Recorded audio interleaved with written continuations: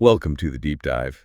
And it seems we're going deep into Dostoevsky's The Idiot this time. Yeah, looks like we've got excerpts and character descriptions and even some plot twists to wade through. A lot to unpack, but I'm particularly drawn to Prince Muishkin and how he's introduced Oh, yeah. his death-like pallor, and the description of him as looking emaciated. It's such a strong contrast to everyone else.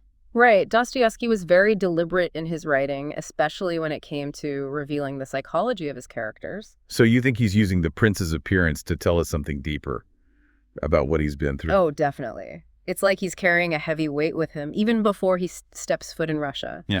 And then there's the mystery surrounding his nervous malady and his years spent abroad in Switzerland. Yeah. What do you make of that? Well, it sets him apart right from the start. He's coming into this world of Russian society as an outsider, almost like an observer who's been removed from all the drama and intrigue. But he doesn't stay an outsider for long, does he? Not at all. He quickly gets pulled into the thick of things, especially through his connection to the wealthy Epanchin family. That shared family name really acts as a key, doesn't it? Absolutely. It opens doors for him and introduces him to a whole network of characters, each with their own motivations and desires. And that's where we meet the two women who will really shape the prince's journey, Nastasia Philipovna and Aglaya Epanchin. Yeah. You mark some interesting passages about Nastasia, describing her as a woman of great beauty, but also hinting at a troubled past. She's quite a character, isn't she? Dostoevsky doesn't shy away from her complexities. It seems like he's really interested in exploring the depths of her character. Oh, absolutely. There's a captivating beauty about her, but also a deep vulnerability that stems from her experiences, and the way she interacts with the men in her life is fascinating. Oh yeah, there are a lot of men entangled in her story, aren't there? It's quite a tangled web. We have Tatsky, her former guardian, who seems interested in marrying into the Epanchin family. Then there's Ganya, who works for the Epanchins and is clearly fixated on Nastasia and maybe her potential dowry. And then there's Rogozhin. Yes, Rogozhin, a man driven by intense passion, almost to the point of madness. His obsession with Nastasia is palpable in every scene they share. That scene at her birthday party, where he throws down a pile of money, trying to essentially buy her from Ganya. It's shocking. It's a pivotal moment. It really highlights the distorted values of this world, where money is often seen as a means to control and manipulate others. And Rogozhin's actions, well, they speak volumes about his character. And it's right into this charged atmosphere that the prince walks. Like a lamb among wolves, almost. It's interesting how quickly he becomes fixated on Nastasia, almost as if he sees something in her that others don't. He's drawn to her vulnerability, her pain. I think he sees her as someone who needs to be saved, protected from the darkness that surrounds her. But it's important to remember that the prince sees the world differently than others. His illness, his time away, it's all shaped his perception. You've also marked some passages about Aglaya, the youngest Epanchin daughter. She seems very different from Nastasia. Oh, she's a force to be reckoned with. Aglaya is strong-willed, intelligent, and completely comfortable challenging expectations. There's a line where she says, "I'm not afraid of anyone," and it really captures her independent spirit. It makes me wonder if Dostoevsky is intentionally contrasting these two women, Nastasia, trapped by her past and the desires of others, and Aglaya, who seems determined to create her own destiny.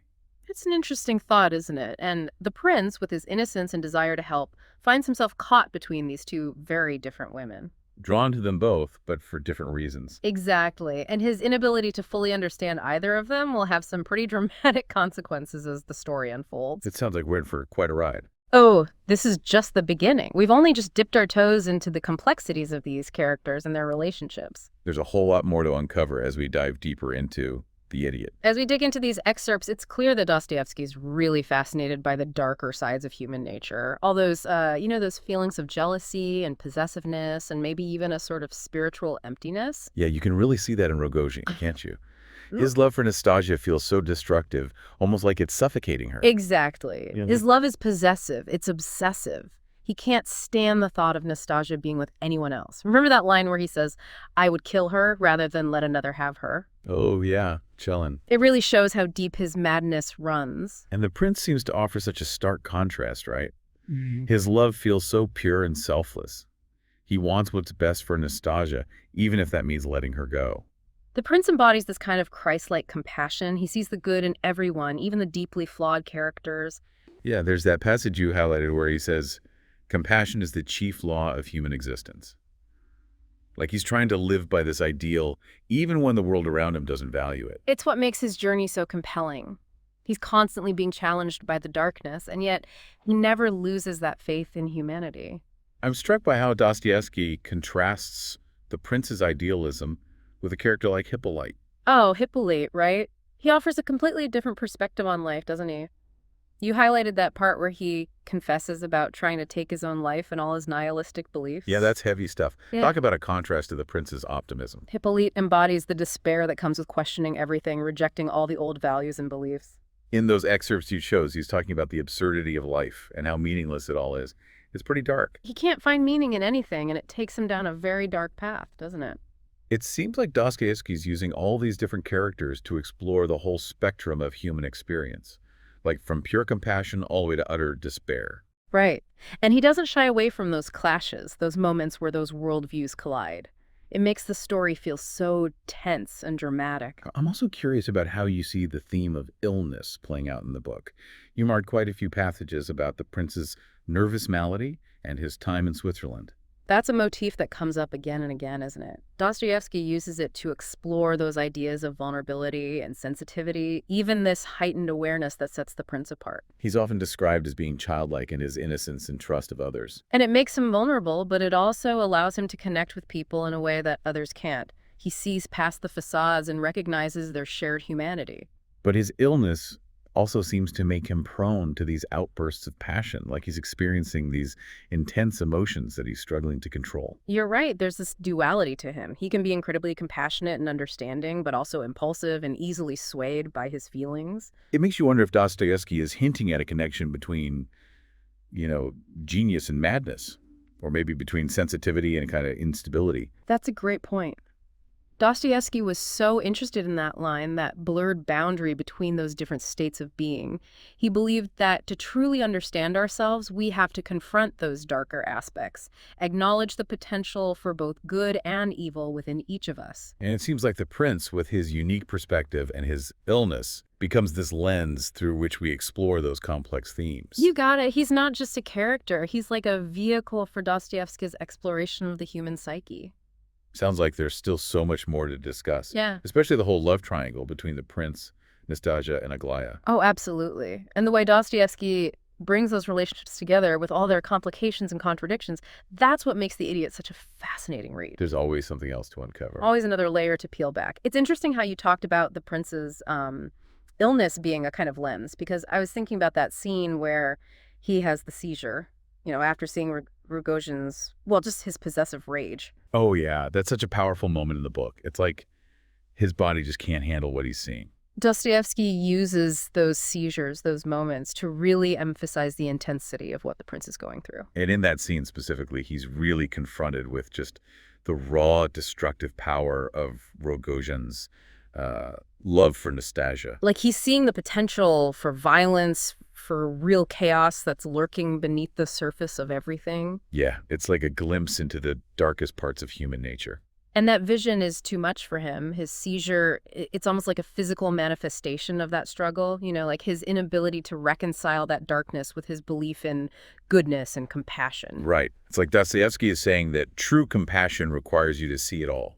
The ugliness, too, not just the good stuff. You have to confront it, acknowledge it, and I think that's what makes the prince's journey so compelling. It's not about ignoring the darkness or pretending it doesn't exist. Exactly. It's about recognizing it, understanding it, and then still choosing to believe in the possibility of redemption. Which brings us to the ending, right?